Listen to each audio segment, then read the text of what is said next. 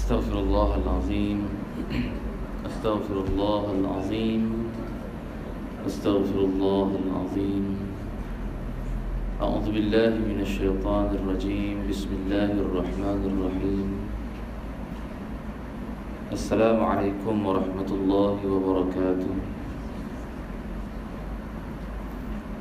الحمد لله رب العالمين نحمده ونستعينه ونستغفره ونعوذ بالله من شرور أنفسنا ومن سيئات أعمالنا من يهده الله فلا مضل له ومن يضلل فلا هادي له أشهد أن لا إله إلا الله وحده لا شريك له وأشهد أن سيدنا محمدا عبده ورسوله اللهم صل على سيدنا محمد وعلى آله وصحبه ومن تبعهم بإحسان إلى يوم الدين سبحانك لا علم لنا إلا ما علمتنا إنك أنت العليم الحكيم رب اشرح لي صدري ويسر لي أمري واحلل عقدة من لساني يفقه قولي ولا حول ولا قوة إلا بالله العلي العظيم أما بعد.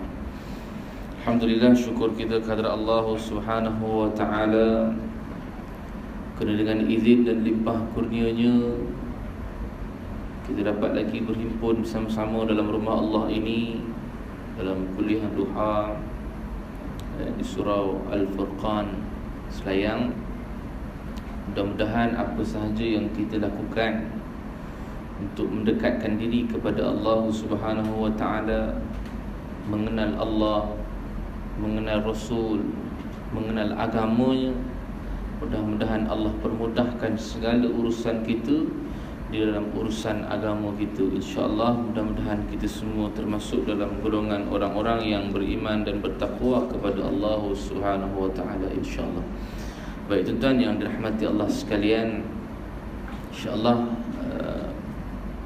hari ini kita mula baca kitab lah dan seterusnya insyaAllah pada bulan-bulan akan datang pun kita akan baca kitab, sambung pada kitab-kitab yang ini. Kita pakai kitab Nasihat Agama dan Wasiat Iman, Nasihat Agama dan Wasiat Iman, An-Nasaih Ad-Diniyah wal Wasaya Al-Imaniyah. Karangan Imam Al-Haddad atau Al-Imam Habib Abdullah Al-Haddad. Kitab ni macam-macam lah dia ceritakan. Awal-awal sekali lagi dia cerita dah bab taqwa. Bab taqwa ni panjang lebar dia cerita mengenai taqwa. Supaya apa dapat taqwa? Supaya kita boleh tergolong dalam golongan orang yang bertakwa. Itu pada awalnya. Kemudian dibincang pula bab sembahyang, tentang rukun Islam kita, tentang zakat, tentang puasa, tentang haji. Sambung lagi dengan perkara-perkara yang perlu kita kejar atau amalan-amalan kita seperti membaca Al-Quran, zikir-zikir dan doa, semua dibincangkan. Amar ma'ruf nahi munkar, tentang taubat dan seumpamanya kita akan sentuh juga insya-Allah sekiranya diizinkan Allah. Pasal kitab ni tebal juga, mengambil masa yang lama juga nak khatam. Tapi yang penting bukan kita nak kerja khatam tu. Itu pesanan guru kami biasa macam itulah. Biasanya kami akan diberi pesanan, kita bukan nak kerja khatam kitab tu, tetapi yang nak kerjanya manfaat yang ada dalam kitab. Sekadar mana yang kita mampulah. Kan barangkali mungkin hari ni kita dapat mengenai takwa serba sedikit. Bulan hadapan barangkali mungkin tambah lagi. Lambat tak jadi masalah. 30 tahun habis kitab ni pun tak jadi masalah. Kalikanlah, kalau kita umur 50 kali dengan 30, 80 khatam kitab. Okeylah tu. 80 tahun kitab khatam sekali. Okeylah daripada tak ada, kan? Itu katakan manfaatnya ketika mana kita nak belajar kitab. Bukan kejar kitab tu bagi habis. Laju sikit lah ustaz, lambat sangatlah baca kitab tu, kata dia. Terus tak boleh gitu. Perlahan-perlahan tak apa, tetapi biarkan dapat manfaatnya serba sedikit. Baik, yang itulah perkara-perkara yang dibincangkan tentang dalam kitab ini. Nasihat agama, menasihati apa sahaja kepada kita. Al-Imam Al-Haddad menasihatkan kepada diri dia dan juga kepada kita semua ini tentang nasihat agama dan wasiat keimanan yang perlu ada pada setiap umat Islam tu. Sebab tu kita kenal dulu yang disebutkan sebagai pengarang kitab ini, yang mana kita katakan Imam Al-Haddad. Baik, nama beliau ialah Al-Imam, dipanggilan Al-Imam Al-Allamah Al-Habib Abdullah bin Alawi Al-Haddad. Jadi keturunan Nabi ni, keturunan Said ni keturunan Nabi ni, keturunan daripada Husain, cucu Nabi Husain ibn Abi Talib, ibn Ali bin Abi Talib, cucu menantu kepada Nabi sallallahu alaihi wasallam. Husain bin Ali bin Abi Talib, cucu kepada Nabi sallallahu alaihi wasallam lah, dengan Fatimah isteri dia. Baik, lahirnya di Hadramaut, Yaman. Lahirnya di Hadramaut, Yaman. Ini di kota Tarim, di Hadramaut lah, Yaman. Dia bila mana ketika usianya 4 tahun, tuan-tuan, dia diberi ujian oleh Allah, terkena penyakit cacar, dipanggil cacar ni, panggil apa, campak. Campak, sehingga buta matanya. Allah Rabbi. 4 tahun, tuan-tuan, 4 tahun diberi keujian oleh Allah dengan penyakit campak. Dengan penyakit itu akibatnya buta matanya, umur 4 tahun. Mengapa Allah jadikan begitu? Wallahu alam. Mungkin kita katakan hikmahnya adalah ketika mana usianya 4 tahun, dia tak bermain seperti kanak-kanak biasa. Malah 4 tahun itu dia mula menghafal Al-Quran, belajar agama. 4 tahun. Kalau celik mata barangkali takut, tapi disebabkan takdir Allah, jadikan dia seorang yang buta ketika mana usia 4 tahun. Dia belajar ilmu agama lebih mendalam, hafal Quran, sehingga banyak karangan-karangan beliau, kitab-kitab beliau, antaranya adalah yang kita pakai ni, nasihat agama dan wasiat iman. Banyak lagi lah yang kita katakan dengan karangan-karangan beliau tu. Punyalah banyak. Guru-guru beliau punya banyak, anak murid beliau punya banyak. Sebutkan bahawa hebatnya, walaupun matanya tak nampak, Allah gantikan dengan hati yang jelas sekali. Kita, mata kita jelas, hati kita yang buta, tak nampak. Padahal nampak dah depan tu, tak boleh pakai, dosa, maksiat depan mata pun sama juga. Hati kita ni kotor. Bila hati kotor, Allah kaburkan dengan mata-mata sekali. Tu hebatnya orang-orang yang Allah hilangkan anggota-anggota yang normal patutnya ada, kan? Biasa tengok begitu. Orang yang kadang hilang tangan, Allah tak bagi tangan pada dia, tetapi dia boleh masak, dia boleh selak Quran, kan? Biasa kita tengok orang begitu. Orang yang tak ada kaki, Allah bagi dia kecacatan, kaki tak ada, mampu pergi masjid sembahyang jemaah, berbanding kita yang cukup sempurna anggota zahir, masjid pun tak pergi. Itu kita katakan malu kita kepada orang-orang yang tak cukup anggota zahir badan, tak cukup anggota badan, zahirnya tak cukup, tak ada tangan, tak ada kaki, tapi boleh selak Al-Quran, boleh datang ke masjid, majlis ilmu, semua boleh datang. Mata buta, boleh hafal Quran. Hebatnya orang-orang yang diberikan oleh Allah Subhanahu Wa Taala ini.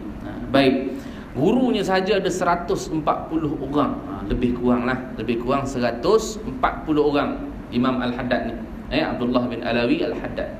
Mana disebut bahawa 140 orang guru. Walaupun kita katakan dia seorang ulama yang hebat, tetapi tak semestinya gurunya seorang.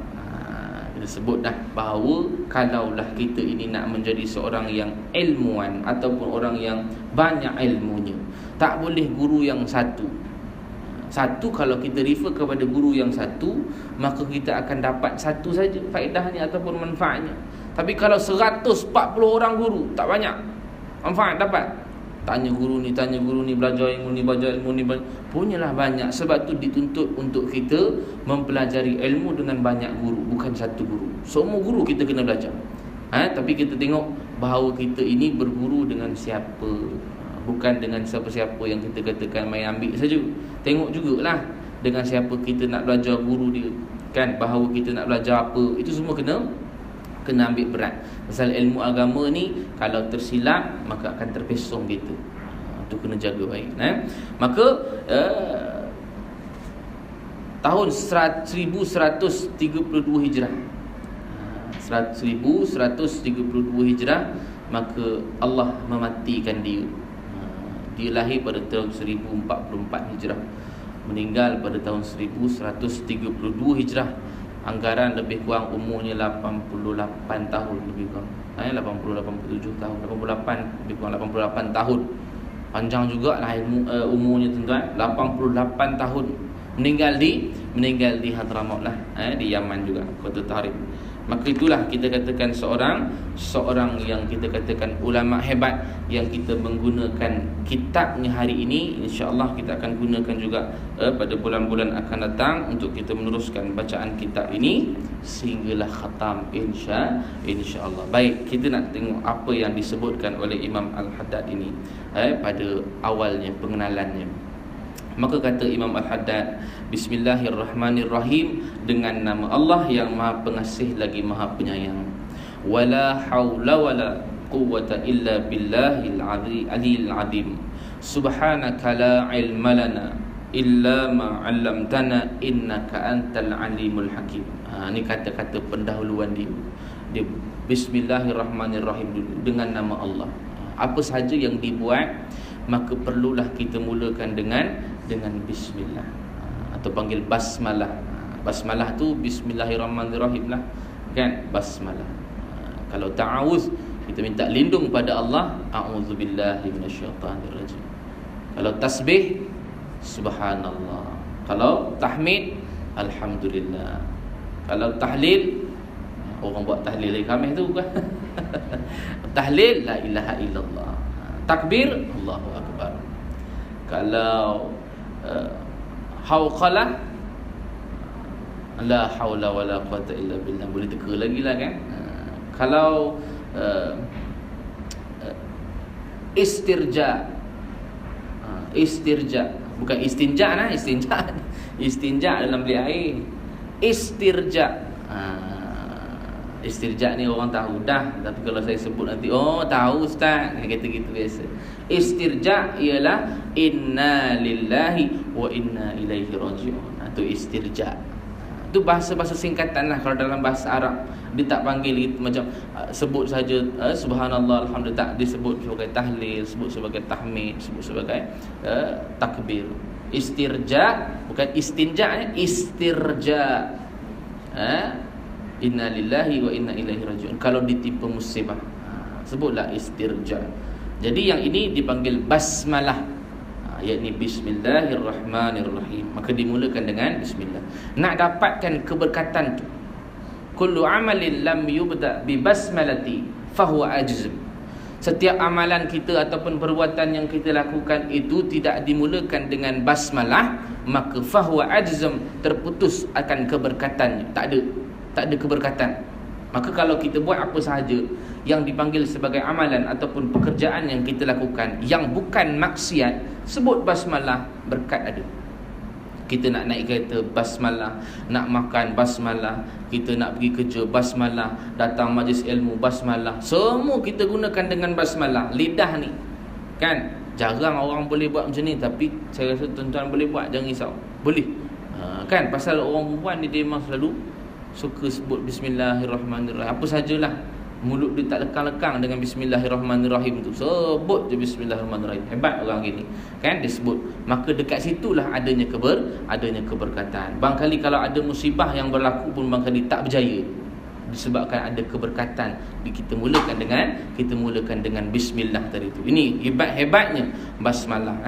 Kemudian wala haula wala quwata illa billahil aliyil azim. Tiada upaya dan kuasa melainkan dengan Allah yang maha tinggi dan maha besar. Tiada upaya. Kalau tak ada kekuatan yang Allah berikan pada kita, tak mampu kita nak buat apa-apa saja. Kita ada kekuatan, sehat kita, tapi Allah tak bagi kita datang ke majlis ilmu, la haula wala quwata illa billahil aliyil azim. Tak mampu juga. Semuanya pergerakan ini adalah kontrol daripada Allah Subhanahu wa taala. Subhanaka la ilma lana illa ma 'allamtana innaka antal alimul azim. Innaka antal alimul hakim. Maha suci engkau wahai Tuhan, tiada ilmu bagiku melainkan apa yang engkau ajarku. Sesungguhnya engkau maha mengetahui, maha bijaksana. Ilmu yang kita ada ni tak ada apa sangat. Ilmu yang kita ada ini hanyalah ilmu yang diajarkan oleh Allah Subhanahu Wa Taala saja. Bukan kita yang mandai-mandai, tak. Setiap apa yang ilmu kita dapat, itu semua pemberian daripada Allah. Allah yang bagi itu. Maka jangan sombong dengan ilmu yang kita ada. Semua ini hanyalah milik Allah. Kita pandai disebabkan Allah ajar kita. Semualah. Walaupun kita katakan baby sendiri pun, baby itu baru-baru keluar daripada perut ibu, dia tak pandai pun nak menghisap. Siapa yang ajar dia hisap tu? Allah lah. Allah yang ajar dia hisap. Tak adanya dalam perut ibu nak sebutkan kena hisap macam ni, tak ada. Tapi itu Allah yang ajar bahawa yang itulah milik Allah. Ilmu tadi tu. Menangis tadi boleh berhenti bila minum, bila makan boleh berhenti. Ini semua ilmu Allah. Allah yang berikan pada dia, maka dia pandai. Begitu juga kita dah ada ilmu, maka kita jangan sombong dengan Allah, dengan masyarakat. Maka dengan ilmu yang kita ada ini semua hak Allah, milik Allah. Maka dengan ilmu yang kita ada, kita bawakan dia ke jalan yang betul. Sebarkan pada orang pula, sampaikan pada masyarakat pula, supaya masing-masing boleh kongsi ilmu yang Allah bagi ini. Sebab itu semua kepunyaan Allah. Segala puji bagi Tuhan seluruh sekalian alam, yang telah menjadikan dakwah kepada kebenaran, petunjuk kepada kebaikan dan nasihat kepada kaum muslimin sebagai semulia amal bakti, setinggi-tinggi darjat dan sepenting-penting urusan dalam agama, iaitulah jalan para nabi Allah yang diutus dan para jalan awliya-Nya yang saleh, juga jalan para ulama yang patuh, yang mendiami seluruh ilmu pengetahuan dengan keyakinan. Puji Allah pula. Kan, mana puji Allah pula yang mana memberikan kekuatan untuk berdakwah, yang mana dakwah ini juga dibawa oleh rasul-rasul utusan dia, utusan Allah Subhanahu Wa Taala. Semua dibawa. Dakwah itu kepada kebenaran, kan? Petunjuk itu kepada kebaikan. Mana petunjuk adalah petunjuk yang baiklah, menunjukkan perkara-perkara yang baik. Dakwah yang dibawa oleh rasul-rasul dahulu ialah dakwah yang sama, yang mana kita pegang sekarang ini, iaitu mentauhidkan Allah. Itu je utama dia. Daripada zaman Nabi Adam, zaman Nabi Adam dia tak ada kaum lagi, kan? Tapi zaman-zaman Nabi Nuh dan seterusnya, samalah Nabi-Nabi dan Rasul-Rasul terdahulu yang membawa risalah, iaitu nak mentauhidkan Allah sahaja semata-mata.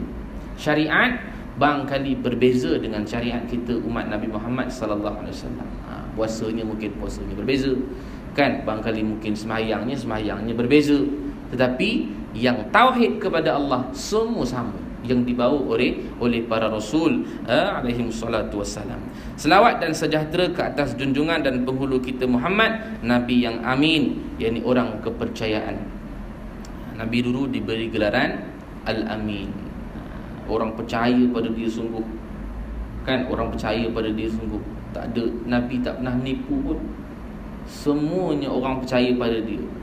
Sehinggalah Nabi dilantik menjadi Nabi dan Rasul. Maka bila diwar-warkan bahawa aku ini Nabi, orang tak percaya dia dah, kan? Sampai dibaling batu, dihina pula tu di Taif, kan? Nabi dibaling batu di Taif, dihina dan seumpamanya. Duduk di bawah sebuah pohon, didoa pada Allah, ya Allah, kepada siapa engkau hantar aku ni? Kepada kaum mana yang kau hantar aku ini?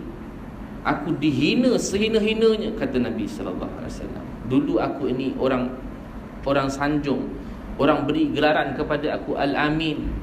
Tetapi bila mana engkau lah lantik aku menjadi Nabi, ini dalam bahasa saya lah saya buat. Makna bahawanya lebih kurang begitulah maksud dia. Lebih kurang begitu maknanya, kata Nabi sallallahu alaihi wasallam, kepada siapa engkau hantar aku? Dulu aku diangkat menjadi Al-Amin, tapi bila mana aku dah bawa risalah ini, aku dihina, dihentam, dicaci, dimaki. Dia kata, ya Allah, apa sahaja yang aku lakukan asal tidak mendapat kemurkaan-Mu, ya Allah, aku lakukan. Makna nak sebutkan bahawa kalaulah benda yang aku buat ni bukan kemurkaan daripada-Mu, aku akan buat. Tapi kalau ini kemurkaan daripada-Mu, aku tinggalkan. Sebab itu perintah daripada Allah. Maka biarlah dicaci maki pun oleh masyarakat, biarlah dicaci maki pun oleh orang kafir Quraisy, tetapi tetap dia buat juga sebab nak jaga kemurkaan Allah. Allah tak nak murka kepada Nabi sallallahu alaihi wasallam. Nabi itu bersifat gitu, supaya tak nak dimarahi ataupun dimurkai oleh Allah Subhanahu wa taala. Dan kekasih yang teguh, penutup sekalian para nabi, imam sekalian para muttaqin, pemimpin bagi orang-orang terdahulu dan yang terkemudian, dan atas keturunannya serta para sahabatnya yang bersih lagi benar, dan atas para pengikutnya yang baik-baik hingga hari akhirat. Mana begitulah, mana permulaannya kita akan puji Allah dulu. Bila mana kita dah puji Allah, kita nak selawat dan salam ke atas nabi junjungan kita, Nabi SAW. Biasa begitu. Bila sebut puji Allah, maka selawat dan salam juga masuk sekali. Nabi SAW masuk juga kepada ahli keluarga Nabi, wa sahbihi, dan juga sahabat-sahabat Nabi ajma'in, dan semua pengikut-pengikut yang mengikut Nabi SAW. Termasuklah daripada zaman Nabi sehinggalah hari akhirat. Semuanya kita akan doakan kebaikan sahaja. Baik. Adapun selepas daripada itu, amma ba'du, maka telah bersabda Rasulullah SAW, kata Syekh ataupun Imam Al-Haddad ini, diletakkan satu hadis di sini, hadis yang paling biasa kita dengar, innamal a'malu binniyat wa innamal likulli imri'in ma nawa faman kanat hijratuhu ila Allah wa rasuluhu faman kanat hijratuhu ila Allah wa rasulih fa hijratuhu ila Allah wa rasulih wa man kanat hijratuhu lidunya yusibuha aw imra'atin yankihuha fa hijratuhu ila ma hajara ilaihi. Kata Nabi sallallahu alaihi wasallam, setiap apa daripada amalan-amalan kita itu bergantung kepada niatnya. Dan sesungguhnya bagi setiap manusia itu apa yang telah diniatkan. Ceritanya bahawa apa sahaja yang kita lakukan bermulanya dengan niat. Kalau tengok kitab-kitab Imam ataupun Imam Tirmizi, Imam Nawawi, semuanya bermula dengan hadis ini. Hadis 40 Imam Nawawi mula dengan hadis ini. Kan? Mana semua bermula dengan hadis ini. Kitab Riyadhus Salihin mula dengan hadis ini. Maknanya sebut bahawa niat tu yang utama. Kalau buat kerana Allah, faman kanat hijratuhu ila Allah wa rasulih fa hijratuhu ila Allah wa rasulih. Kalau buat ataupun berhijrah kerana Allah, maka dapat juga itu kerana Allah dan Rasulnya juga. Tapi kalau berhijrah kerana, maksudnya pergi kerana dunia ataupun perempuan yang ingin dikahwininya, maka dia akan dapat apa yang dia niatkan itu. Semua bergantung pada niat lah. Kita datang ke majlis ilmu ni hari ini ni atas sebab niat apa? Sebab Allah tengok yang itu. Allah tengok niat kita. Kalau betul kita nak dapatkan ilmu, kita nak raikan majlis ilmu, dapat rahmat Allah dan seumpamanya, maka fa hijratuhu ilallahi wa rasulih. Makna memang kita datang ini niat kerana Allah dan Rasulullah. Tapi kalau niat semata-mata nak jumpa kawan, semata-mata nak cerita pasal dunia, pasal perniagaan, maka itu yang kita dapat juga, tetapi niatnya tadi tu, kan? Dapat juga, tapi niatnya tadi tu berbeza dah. Barangkali mungkin tak dapat ilmu yang kita sampaikan, dapat yang lain pula. Barangkali kita dapat gitu. Sebab tu niat itu yang utama. Yang mana kita katakan bila mana mencari ilmu, maka kena ikhlas dalam mencari ilmu. Kalau ada kepentingan dalam mencari ilmu, ilmu ni tak melekat. Bila kata kepentingan mencari ilmu, maka tak berkat lah. Kita datang ilmu ni untuk apa? Kita nak jadi pandai, kita nak belajar dan dapat duit, bagaimana semua. Yang itu kita katakan tak ada keberkatan lah bagi kita. Sedangkan ilmu ini untuk kita menjadi bekalan untuk kita bawa balik ke negeri akhirat besok. Itu kita katakan bekalan tadi tu. Ilmu yang kita ada, tak ada kepentingan lain, hanya nak mendapatkan keredaan daripada Allah Subhanahu Wa Taala dan memperbetulkan apa yang kita salah lakukan, ibadat-ibadat kita dalam kehidupan seharian. Itu sahaja. Bukan ada sebab kepentingan yang lain. Sebab bila mana Nabi sallallahu alaihi sebutkan ketika mana ada orang yang datang ke majlis ilmu tapi tempatnya di dalam neraka. Orang tu pergi majlis ilmu, tuan-tuan, tapi tempat dia berada di dalam api neraka Allah. Kan? Nak sebut bahawa orang yang duduk dalam majlis ilmu pun belum tahu selamat lagi. Sebab niatnya, bila datang kerana niatnya nak lebih daripada ulama-ulama, niatnya nak lebih daripada ustaz-ustaz, ustazah-ustazah, maka dia tergolong dalam golongan yang masuk dalam api neraka Allah. Nauzubillah min zalik. Ataupun dia datang dengan niat yang kedua, iaitu niat untuk menunjukkan bahawa dia ini pun ada ilmu, nak menunjukkan kepada masyarakat, wahai semua masyarakat, mari datang sini pula, aku pun ada ilmu, dengan niat begitu. Itu antara yang Nabi sebutkan dalam hadis sallallahu alaihi wasallam, hadis Nabi sallallahu alaihi wasallam. Maka ini niat-niat yang ada. Kalau kita ada niat sebegitu, maka buanglah. Sebab kita nak cari ilmu ini semata-mata untuk bekalan kita ke negeri akhirat, bukan ada kepentingan lain. Sebab tu hadis ini yang pertama sekali disebutkan, innamal a'malu binniyat. Makna sesungguhnya amalan-amalan itu bergantung pada niat kita masing-masing. Walaupun untuk dunia, Allah bagi. Niat tu untuk dunia, Allah bagi, tapi tak ada keberkatan. Kan? Tapi kalau kita buat hanya untuk Allah dan Rasul, maka dapat keberkatan, dapat dunia, dapat akhirat, semua dapat. Kalaulah kita katakan kita kejar dunia semata-mata sahaja, akhirat dia tak dapat. Kan, duk kejar dunia, kejar akhirat, hilang dah ke mana dah. Tapi orang-orang yang kejar akhirat, yang mana kejar akhirat tetapi dia tak tinggalkan dunia, bukan kejar akhirat. Ada orang dia fikir akhirat saja, dunia langsung dilupakan. Dia pun tak boleh. Kejar akhirat, dunia pun dia kejar juga, tapi akhirat lagi lebih. Mana sebutkan bahawa dia kejar akhirat, dunia pun akan ikut dia. Dia boleh kejar akhirat, tapi dunia pun ikut dia sama. Sebab Allah janji macam-macam dalam Al-Quran. Orang-orang yang kejar akhirat ini ataupun takwa kepada Allah, Allah bagi rezeki yang tanpa disangka-sangka. Wa yarzuqhu min haitsu la yahtasib. Orang yang bertakwa, Allah bagi rezeki tanpa disangka-sangka, ada je rezeki dia. Kan? Yang ini sebut bahawa bila mana kita taat kepada Allah, kita yakin sungguh bahawa kita boleh kejar akhirat dengan nak dapatkan keredaan daripada Allah, maka dunia Allah bagi sekali dalam keadaan yang berkat. Tapi kalau dunia saja belum tahu itu berkat, akhirat pun entah ke mana hilangnya. Maka ini yang kita bimbang dan jagalah supaya kita boleh kejar dunia dan akhirat serentak dengan keredaan Allah Subhanahu wa taala. Dan sabda Nabi sallallahu alaihi wasallam, ad-dinun nasihah. Nah, agama itu adalah nasihat. Kata sahabat, qulna, kata kami para sahabat bertanya, liman ya Rasulullah, untuk siapa? Kata Nabi sallallahu alaihi wasallam, qala lillah wa li kitabihi wa li rasulihi wa li a'immatil muslimin wa ammatihim. Makna dengan kepada Allah, kepada Rasul, kepada para pemimpin dan kaum muslimin, kepada kitab serta orang-orang awamnya sekali. Semualah nak sebutkan bahawa ad-dinun nasihah, nasihat kepada kita kan agama, bahawa kita boleh mengajak orang kepada kebaikan semuanya. Ini sebutkan bahawa ad-dinun nasihah. Saya susun buku ini. Saya ni siapa? Saya ni Imam Al-Haddad lah. Bukan saya Saya Imam Al-Haddad. Saya susun buku ini dengan mengisikan di dalamnya pati-pati, isi-isi dan nasihat agama dan wasiat iman, dengan tujuan agar ia bermanfaat dan dapat dimanfaatkan, dan untuk menjadi tempat beringat dan mengingatkan bagi diri saya dan saudara-saudara dari kalangan kaum muslimin. Kebanyakan begitu. Bila kata kita menyampaikan ilmu agama, dakwah, semestinya kita peringatkan diri kita dahulu. Itu sebut tu. Mana kata Imam Al-Haddad ini, aku peringatkan juga kepada diri aku dan juga saudara-saudara kaum muslimin dan muslimat sekalian. Bukan dia bagi semua kepada ni semua untuk kamu semua, tapi aku tak ada. Tak. Itu bukan sifat ulama. Sifat ulama dia tawadhu.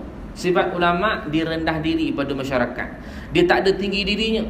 Sifat ulama dia makin tinggi dia cari ilmu, makin rendah daripada masyarakat.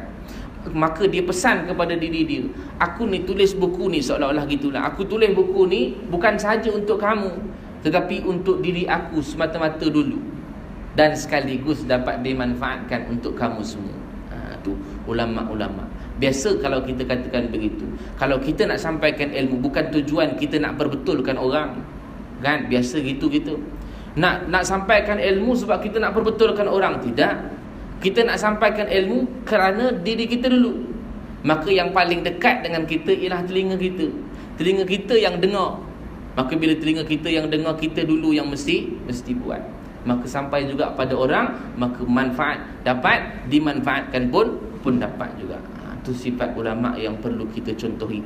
Bukan kita dapat ilmu semata-mata nak perbetulkan orang, tetapi semata-mata kita nak betulkan diri kita dahulu, dan sekaligus manfaat untuk semua orang lagi sekali. Baik, saya cuba menyusunnya dengan ibarat yang mudah supaya dekat kepada fahaman ramai.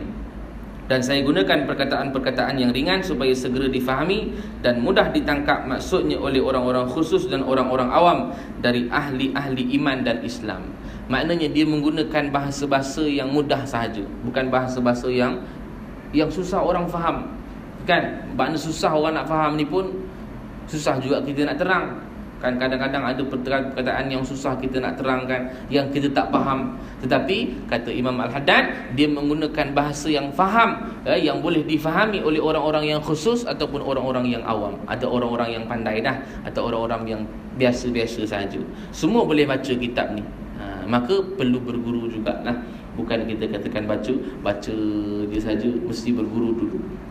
Saya namakannya, kata Imam Al-Haddad, saya namakan kitab ini ialah kitab nasihat agama dan wasiat iman. Itulah kitab yang kita gunakan insya-Allah pada kuliah-kuliah yang akan datang juga. Dan saya bermohon kepada Allah agar menjadikan persembahan buku ini khalis, makna ikhlas. Kan persembahan maknanya kita katakan buku yang ditulis ini menjadikan ikhlas kerana Allah yang Maha Mulia, agar dia mendekatkanku kepadanya di dalam syurga Jannatun Naim. Aku berharap agar manfaatnya akan meluas bagi diriku sendiri dan bagi saudara-saudaraku dari para mukminin. Sesungguhnya dia, yakni Allah, adalah penguasa atas segala sesuatu dan penentu bagi segala sesuatu. Kepada Allah sajalah sebaik-baik tempat untuk bergantung, dan aku tiada akan memperoleh taufik melainkan dari Allah jua, yang kepadanya aku bertawakal dan kepadanya pula aku kembali. Maka ini kata-kata pengarang kitab kita, Imam Abdullah bin Alawi Al-Haddad. Ini dia menerangkan bahawa dia cuba menulis buku ini dalam keadaan yang senang untuk difahami oleh masyarakat awam biasa. Maka dalam kitab ni tadi kita sebut dah ada beberapa perihal ataupun ada beberapa bab yang utama yang kita perlu belajar. Yang paling utama sekali ialah bab takwa yang diletakkan terlebih dahulu. Perihal takwa, kemudian sembahyang, kemudian zakat, kemudian puasa. Sebab tu kalau kita tengok perihal takwa ini panjang lebar dia syarah. Maka kita lihatlah, boleh lihat satu persatu yang berkaitan dengan takwa. Kan, yang berkaitan dengan takwa. Baik, kita masuk dalam perihal takwa sedikit. Baik, perihal takwa, perbahasan mengenai takwa yang pertama sekali. Sebab tu kata Allah berfirman dalam Al-Quran surah An-Nisa ayat 87, "Wa man asdaqu minallahi haditha." Adakah sesiapa yang lebih benar perkataannya daripada Allah? Allah tanya, adakah perkataan yang lebih benar daripada Allah? Tak ada. Allah sahaja yang lebih benar perkataannya.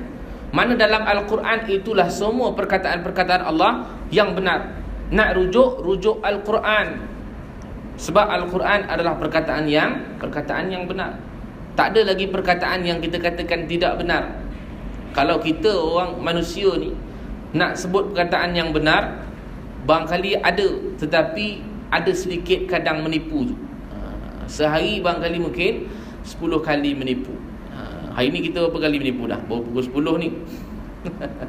Tapi sebut bahawa kita ni memang perkataan kita tak semuanya benar, tetapi Allah sebut dah, ada tak orang lain yang lebih benar daripada Allah? Tak ada. Allah semua benar. Perkataan Allah semua benar belaka. Maka tak ada lagi yang kita boleh was-was dengan Al-Quran. Semua apa yang ada dalam Al-Quran, semua tu benar belaka. Sebab tu Allah sebut lagi, "Wa man asdaqu minallahi qilan." Adakah sesiapa yang lebih dipercayai perkataannya daripada Allah? Tak ada. Percaya juga apa yang disebutkan oleh Allah dalam Al-Quran. Al-Quran mutlak dah, tak perlu dikaji sahih ataupun tidak. Semua ni betul dah Al-Quran. Apa-apa nak dikaji lagi? Al-Quran kan semua tempat sama. Pergilah mana-mana pun, kalau kita tersilap baca, ada orang tu betulkan. Nampak? Punyalah nak katakan bahawa mutawatirnya turun Al-Quran tu daripada Nabi, para sahabat, para tabi'in, sehinggalah seluruh penduduk dunia, Qurannya tetap sama. Orang nak ubah Quran pun tak mampu. Ubahlah. Tapi tak dapat. Allah sebut dah, Allah jaga Quran ni sampai kiamat, Allah jaga. Tak rosak pun Quran ni. Nak ubah macam mana lagi? Buang satu huruf, orang jumpa kesalahan, tak boleh pakai. Maka Allah betulkan balik. Orang-orang yang pandai Al-Quran, faqih tentang Al-Quran, kita katakan Syekh Qura', yang mana kita katakan ahli-ahli Quran, maka dia boleh betulkan balik mana yang salah tadi itu. Ini Al-Quran yang Allah jaga daripada awalnya sehingga hari kiamat. Maka berfirman Allah Subhanahu wa taala mengenai takwa pula, "Ya ayyuhalladzina amanu taqullaha haqqa tuqatih wala tamutunna illa wa antum muslimun." Wahai orang-orang yang beriman, bertakwalah kamu kepada Allah dengan sebenar-benar takwa, dan janganlah kamu mati melainkan kamu mati dalam keadaan kamu Islam. Itu ayat yang pertama mengenai takwa.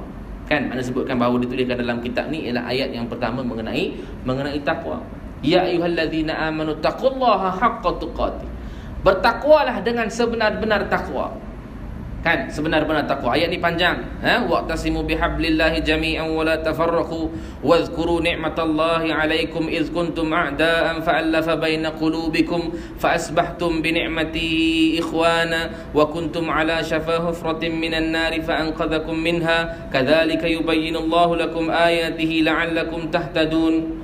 وَلْتَكُمْ مِنْكُمْ أُمَّةٌ يَدْعُونَ إِلَى الْخَيْرِ وَيَأْمُرُونَ بِالْمَعْرُوفِ وَيَنْهَوْنَ عَنِ الْمُنْكَرِ وَأُولَئِكَ هُمُ الْمُفْلِحُونَ وَلَا تَكُونُوا كَالَّذِينَ تَفَرَّقُوا وَاخْتَلَفُوا مِنْ بَعْدِ مَا جَاءَهُمُ الْبَيِّنَاتُ وَأُولَئِكَ لَهُمْ عَذَابٌ عَظِيمٌ. Ini ayat yang kita katakan surah Ali Imran ayat 102 hingga 105. Tetapi apa yang ditekankan oleh Imam Al-Haddad di sini ialah ya ayyuhallazina amanu taqullaha haqqa tuqatih, yang mana bertakwalah kamu kepada Allah dengan sebenar-benar takwa.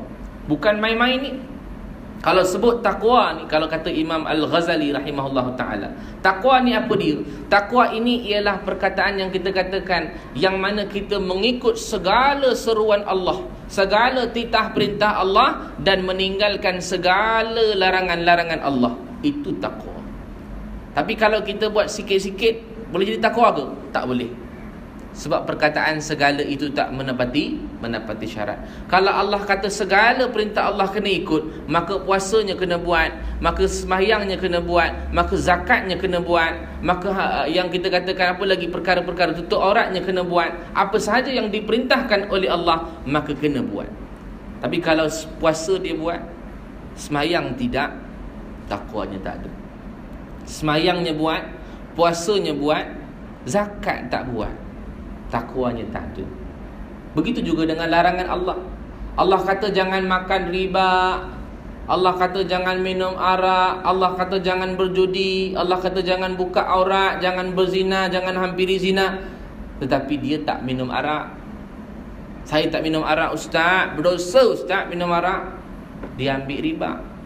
Kan tak cukup syarat. Segala apa yang dilarang oleh Allah dia tak ikut, maka dia belum lagi menjadi orang yang bertakwa. Tak boleh lah. Tak tepat syarat dia. Mana bila sebut segala itu semua yang dilarang oleh Allah, maka dia tak buat. Dia tak makan riba, dia tak minum arak, dia tak makan babi, dia tak buka aurat, dia tak dekati zina, dia tak cakap benda-benda lara, semua dia tak buat. Maka boleh dikatakan itulah menepati syarat takwa. Itulah haqqa tuqatih, yang mana kita katakan bertakwalah dengan sebenar-benar takwa.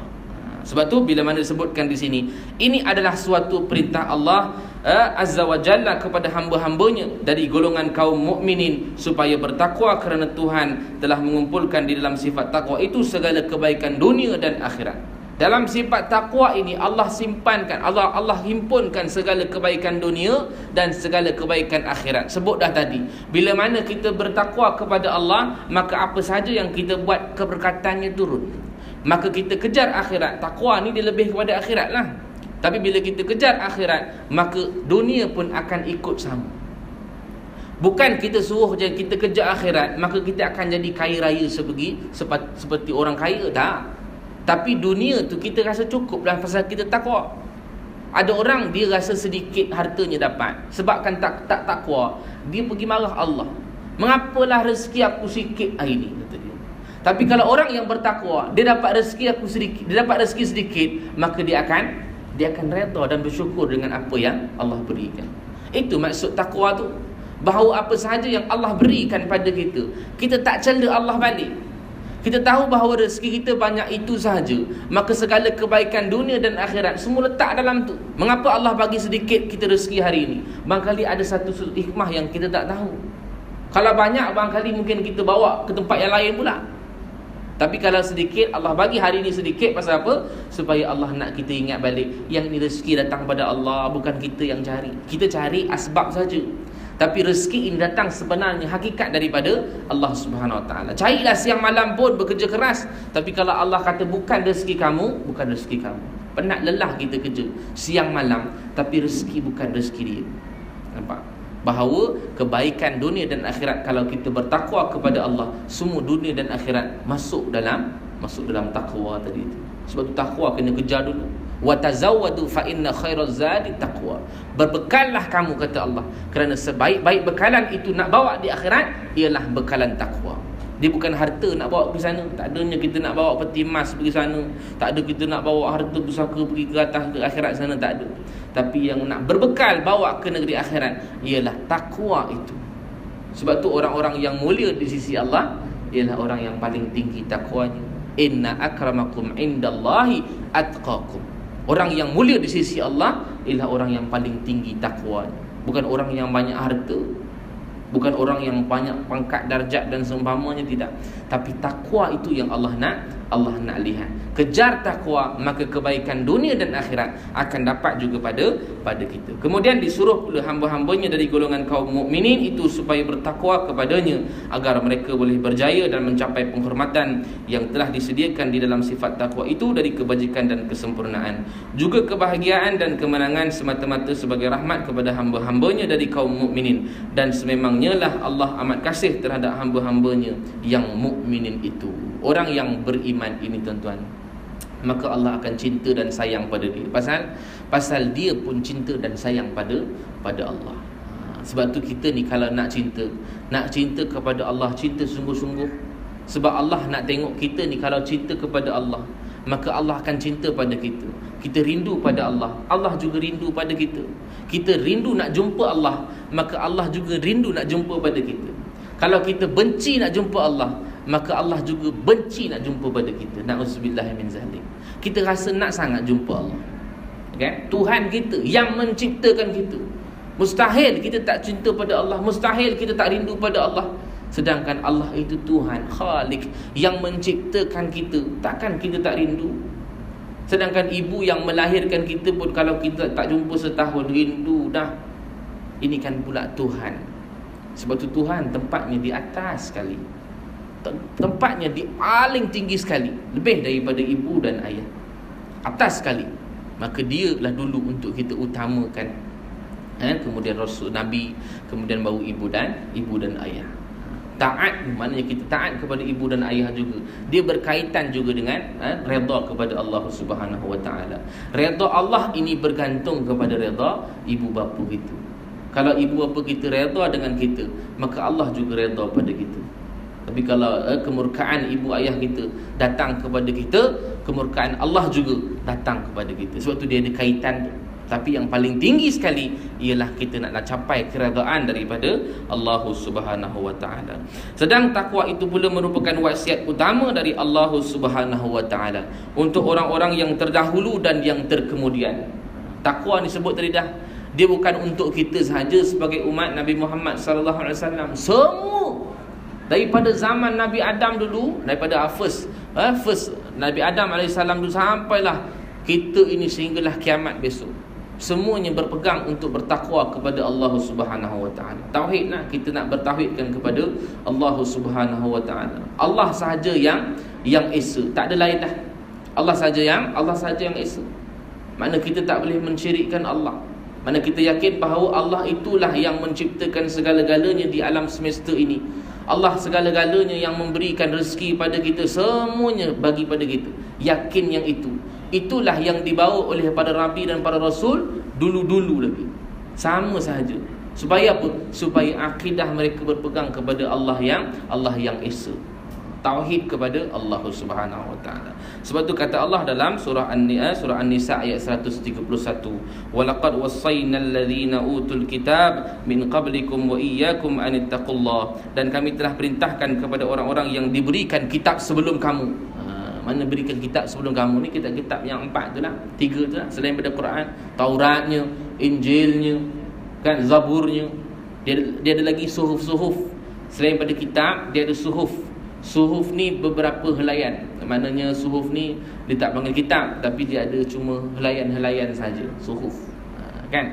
Jadi kalau suhuf ni beberapa helaian lah. Kalau satu helai dia panggil safhah. Bahasa Arab ni, kalau bahasa satu helai dia panggil safhah, 2 helai dia panggil safhatain. Kalau beberapa helai, suhuf. Kalau jadi buku, kitab lah. Kitab tu buku lah. Maka kitab dia ada 4 semua sekali. Ada Zabur, ada Taurat, ada Injil, ada Al-Quran, dan ada suhuf-suhuf lagi yang diturunkan kepada Nabi Ibrahim, Nabi Musa, Nabi Syed dan seumpamanya. Ada lagi suhuf-suhuf. Mana ini yang kita katakan kena yakini, kena yakin juga adanya kitab-kitab ini kan. Orang yang beriman, rukun iman, dia percaya pada kitab. Percaya pada kitab ni, semua kitab yang diturunkan. Maka Allah sebutkan bahawa kami perintahkan kepada orang-orang terdahulu yang diberikan kitab sebelum daripada kamu. Mana sebelum daripada zaman Nabi Muhammad sallallahu alaihi wasallam lagi lah. Bahawa dan juga kepada kamu semua bertakwa, yakni patuh kepada Allah Subhanahu Wa Taala. Sama pembawakan dia ataupun dia punya risalahnya satu, sama saja, mentauhidkan Allah ataupun bertakwa kepada Allah Subhanahu Wa Taala. Daripada zaman Nabi Adam, sebab zaman Nabi Adam ni tak ada kaum lagi, Nabi Nuh. Tapi tak apalah, kita ambil saja daripada Nabi Adam sampailah kiamat. Sama saja. Maknanya apa? Allah menyuruh kita bertakwa kepada Allah. Supaya kita bertakwa kepada Allah Subhanahu Wa Taala. Takwa ni kadang orang beza juga. Takwa ni takut juga. Khauf takut juga. Kan? Khauf ni lebih kepada takut kepada azab-azab Allah. Khauf, kalau kita baca ilmu tasawuf, dia ada khauf. Perasaan kita takut. Perasaan takut kita kepada azab-azab Allah yang Allah nak timpakan kepada hamba-hambanya yang kufur pada Allah. Tapi takwa dia bukan takut semata-mata. Takwa yang disebut tadi kan, bahawa takwa ini ialah artinya kita jalankan semua perintah Allah dan meninggalkan segala larangan-larangan Allah. Itu takwa. Takut juga, tapi takut kita nak membuat perkara-perkara yang Allah buat dan meninggalkan segala larangan Allah. Khauf memang takut sungguh. Khauf yang kita katakan takut kepada azab Allah, takut semua dengan kebesaran-kebesaran yang Allah ada. Kan, kalau kita tengok Allah uji kita dengan gerhana matahari, gerhana bulan, takut dah kita. Kan, itu menunjukkan kebesaran Allah. Yang itu pun kita takut dah, apalagi api neraka Allah. Sebab Allah jadikan gerhana bulan, gerhana matahari supaya manusia takut pada dia. Ingat balik. Kadang orang lupa, lalai dah, jadi gerhana matahari, jadi gerhana bulan. Kalau tak sedar juga, tak tahulah. Sebab itu peringatan bahawa Allah bagi perasaan takut kepada manusia, suruh balik-balik kepada Allah. Itu Allah jadikan gerhana matahari, jadikan gerhana bulan. Itu semayang daripada berlakunya gerhana matahari, gerhana bulan, itu semayang sampai hilang. Nabi kalau semayang gerhana matahari, gerhana bulan, lama tu tak? Kan? Lama sungguh. Bacaannya Al-Baqarah, bacaannya Ali Imran, panjang bacaannya. Rukuknya lama. Sampai habislah gerhana matahari tu, baru tamat semayang dia. Kalau kita gigil lutut tu kan, gigil lutut bila nak habislah Tok Imam ni kata ni, kalau boleh patah ke belakang ni aku tak datang kata ni. Tu kita. Tapi ini yang disebutkan bahawa kita nak ingat Allah dengan sebabkan kebesaran, takut dengan kebesaran Allah, takut dengan azab-azab yang Allah Subhanahu Wa Taala berikan. Lantaran itu maka tiada sesuatu kebaikan mahupun di dunia ataupun di akhirat, sama ada kebaikan zahir, dipanggil lahir sini, zahir maupun batin, melainkan takwalah yang menjadi perintis dan sebab yang menyampaikan kita kepadanya. Mana tak ada lagi kebaikan. Dengan sebab takwa itulah yang kita katakan kita boleh mencapai segala kebaikan di dunia dan di akhirat. Dengan sebab takwa tadi tu, kita dapatlah kebaikan segala apa yang ada di dunia dan segala apa yang ada di akhirat. Demikian pula sebaliknya, iaitu tiada sesuatu kejahatan maupun di dunia ataupun di akhirat, sama ada kejahatan zahir maupun batin, melainkan takwalah yang bakal menjadi pendinding yang kukuh dan benteng yang teguh untuk menyelamatkan kita daripadanya dan melepaskan kita dari bencana. Dan takwa jugalah yang menyebabkan kita apa? Kalau tak dapat takwa, maka itulah yang menjadi pendinding kita untuk mendapatkan kebaikan dunia dan akhirat tadi itu. Kalau takwa tak ada, tak dapatlah kita kebaikan, menjadi pendinding yang kukuh dan benteng yang teguh untuk menyelamatkan kita daripada dan melepaskan kita daripada bencana. Takwa tadi itu menjadi pendinding kepada apa saja bencana dan musibah yang dapat pada kita. Disebabkan takwa tadi itu, selamatlah kita kata. Boleh menjadikan selamat kita ini bila mana kita ada takwa kepada Allah Subhanahu Wa Taala. Sebab Allah ini banyak bersama dengan orang-orang yang bertakwa. Allah bersama dengan orang-orang yang bertakwa. Allah tunjukkan jalan keluar bagi orang-orang yang bertakwa. Wa may yattaqillaha yaj'al lahu makhraja.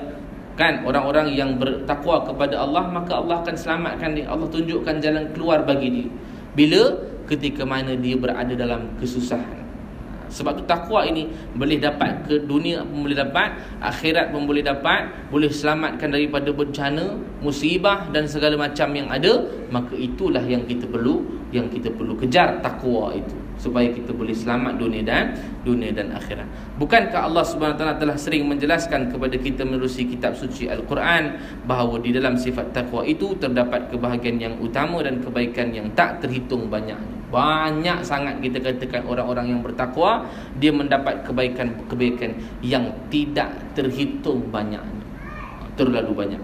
Sebab tu kita kena kejar bahawa takwa itu punya banyak kelebihan-kelebihan dia. Sebab tu dituliskan di dalam kitab ini ada beberapa kelebihan. Ada 7 kelebihan untuk orang-orang yang bertakwa ni. Baik, tengok yang pertamanya apa kebaikan dia. Yang pertamanya kata Imam Al-Haddad ialah penyertaan Tuhan dalam pemeliharaan diri kita. Mana Allah bersama dengan orang-orang yang bertakwa. Dalam surah Al-Baqarah Allah sebutkan dalam 194 ayat 194 surah Al-Baqarah, wattaqullaha wa'lamu annallaha ma'al muttaqin.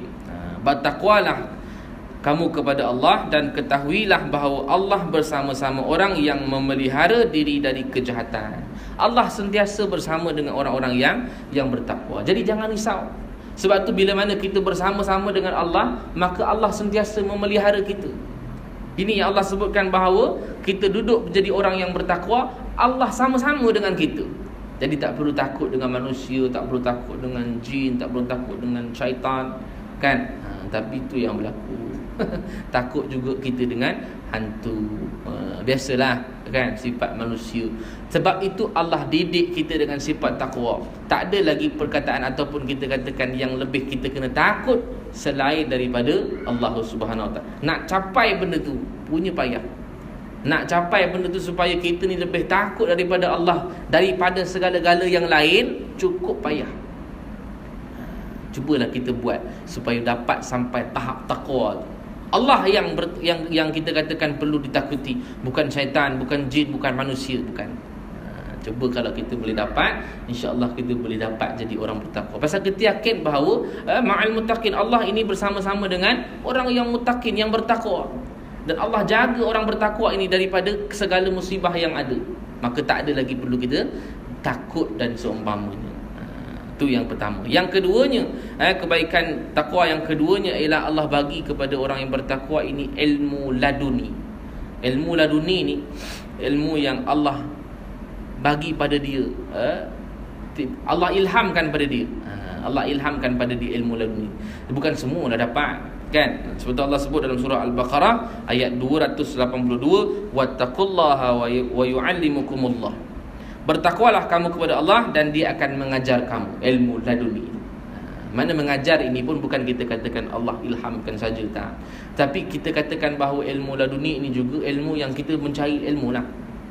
Kita dapat ilmu disebabkan kita lihat orang pun ilmu juga, kan? Allah ajar kita ilmu disebabkan kita takwa tadi tu, kan? Kalau setakat semua ilham saja, agak-agaknya kita main teka je lah. Ni ilham ni aku mimpi semalam ni Allah bagi kot, maksudnya kita pun buat semayang maghrib 2 rakaat. Sudah laduni kata dia. Bukan. Sebabnya ilmu laduni ini kita katakan ilmu yang datang daripada Allah dan kita mencari ilmu itu. Maka itu yang kita katakan ilmu laduni itu. Allah bagi, Allah ajar kita tentang ilmu-ilmu agama dan seumpamanya. Dan di antaranya lagi yang ketiganya ialah mampu membezakan ketika timbul kekeliruan atau berlaku sesuatu kemusykilan.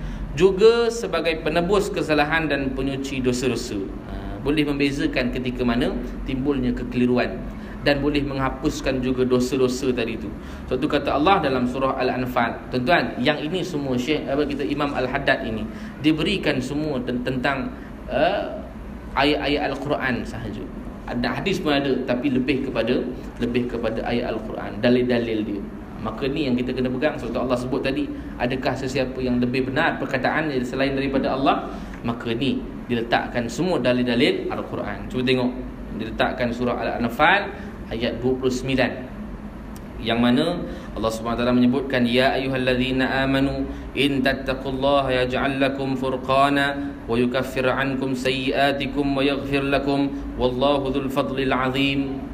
Hai orang-orang yang beriman, kata Allah, kiranya kamu takut kepada Allah, nescaya Dia, yakni Allah, akan mengurniakan kamu pengenalan untuk membezakan antara yang benar dengan yang salah. Allah bagi satu perbezaan yang mana ini benar ke, ini salah ke.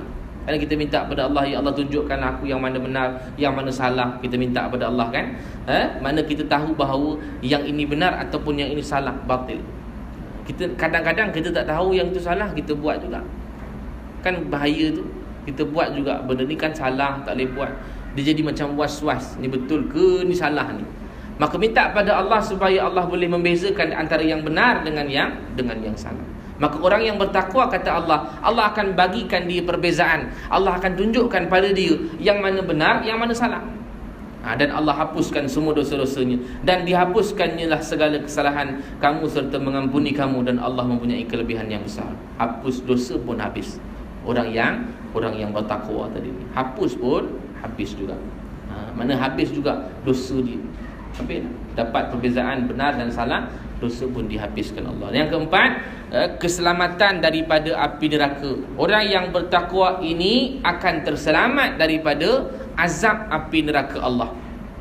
Dalam surah Maryam disebutkan dalam ayat 71 dan 72, wa in minkum illa wariduha kana ala rabbika hatman maqdiyya thumma nunajjil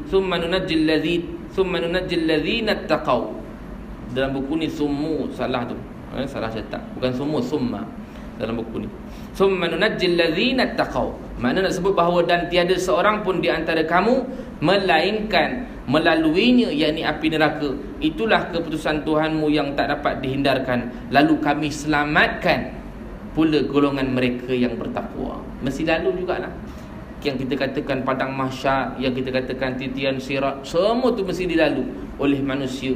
Yang digadakan sebagai manusia, maka Allah kata, aku selamatkan orang-orang yang bertakwa. Pentingnya takwa ni tuan-tuan. Sebab kita tengok dah kebaikan yang keempat, kelebihan yang keempat dah.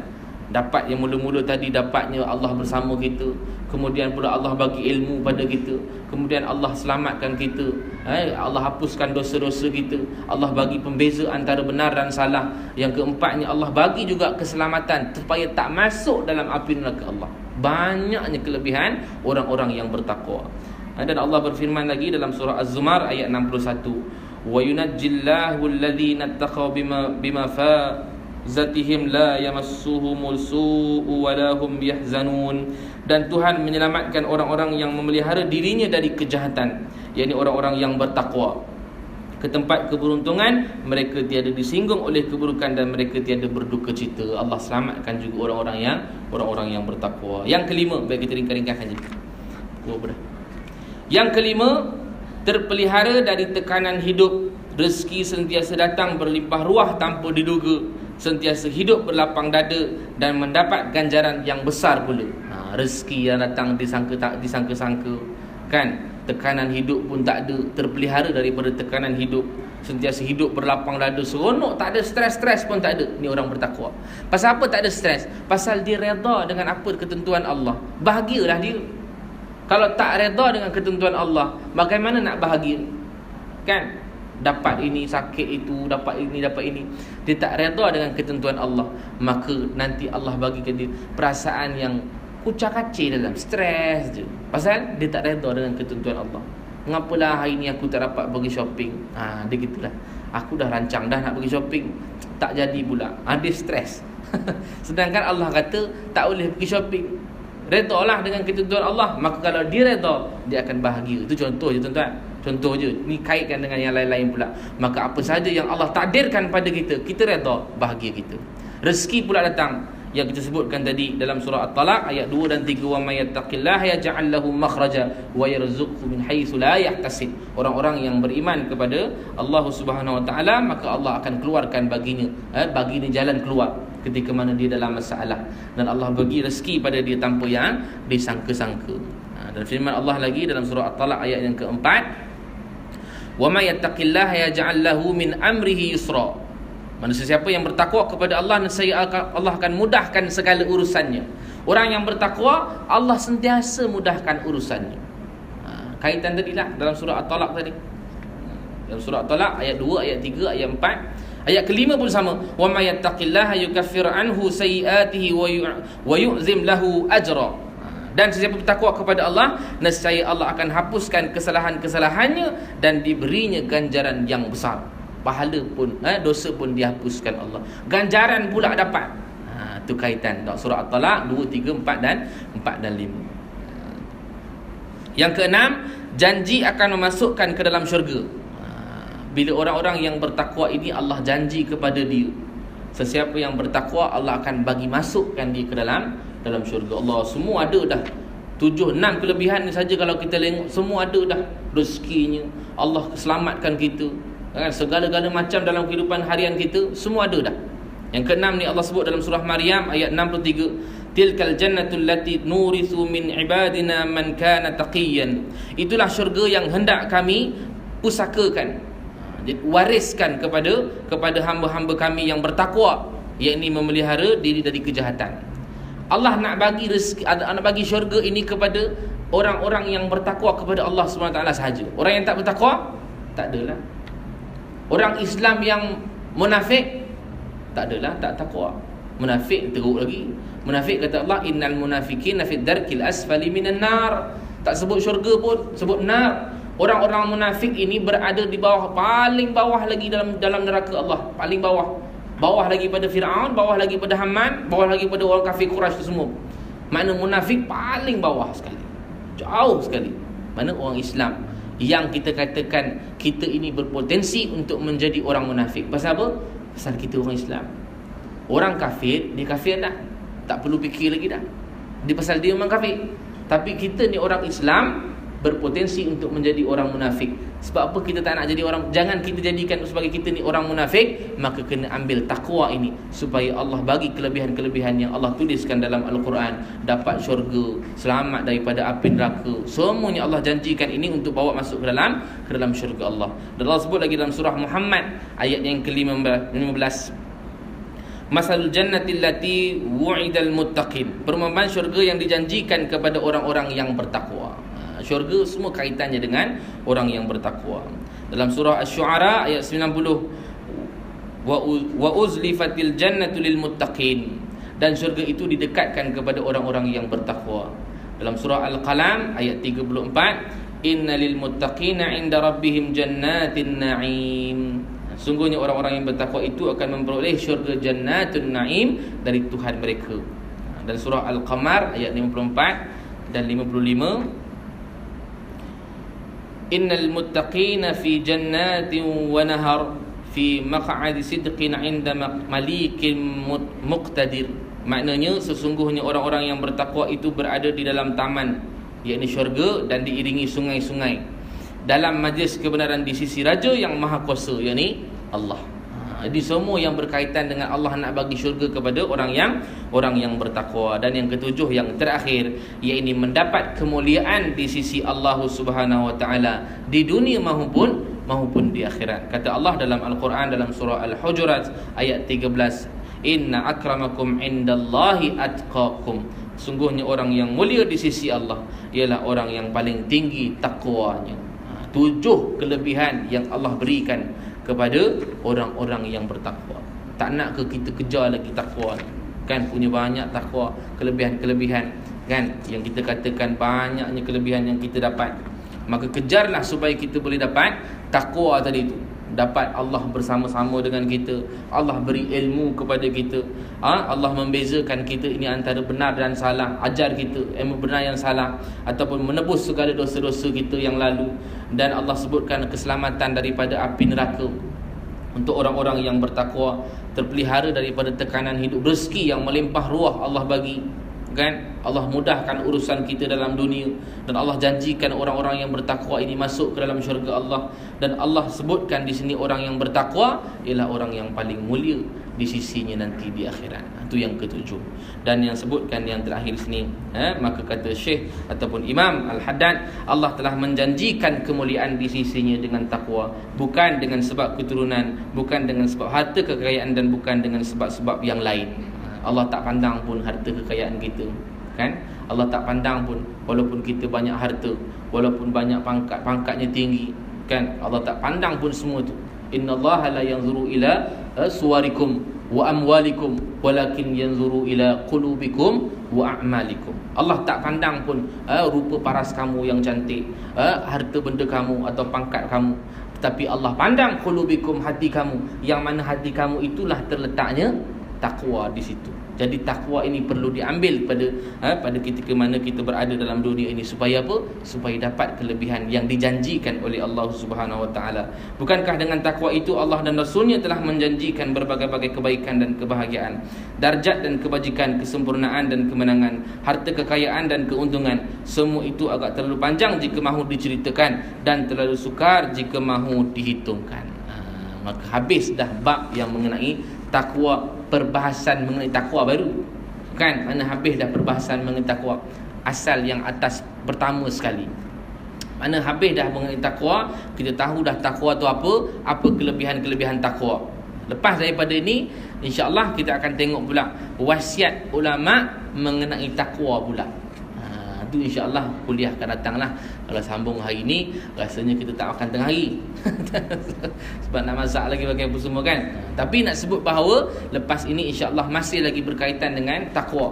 Takwa ni perbahasannya panjang, terlalu panjang. Maka mungkin memakan masa untuk kita hurai mengenai takwa ini. Tak apalah, walaupun panjang, kita dapat sedikit-sedikit mengenai takwa, maka itu pun dah cukup bagi kita dapat manfaatkan takwa yang diberikan kepada Allah, daripada Allah Subhanahu Wa Taala, untuk kita dapatkan takwa itu. Maka inilah serba sedikit 7 kelebihan yang Imam Al-Haddad kemukakan dalam kitab dia supaya kita boleh kejar takwa tersebut. Dan ingat, watazawwadu fa inna khairaz zadi taqwa, berbekallah kamu kerana sebaik-baik bekalan itu ialah bekalan takwa yang nak dibawa besok di hari akhirat. Saya rasa cukuplah sekadar itu dulu. Moga-moga ada manfaat pada diri saya dan tuan-tuan. Kita sambung pada kuliah akan datang insya-Allah. Wallahu alam. Aqulu qawli hadza wa astaghfirullahal azim li wa lakum.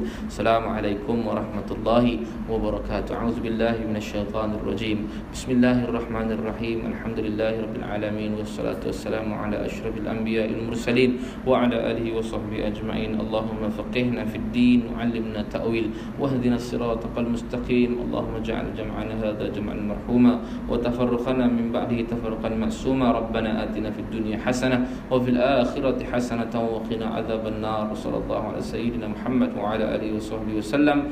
Walhamdulillahirabbil alamin. Taqabbalallahu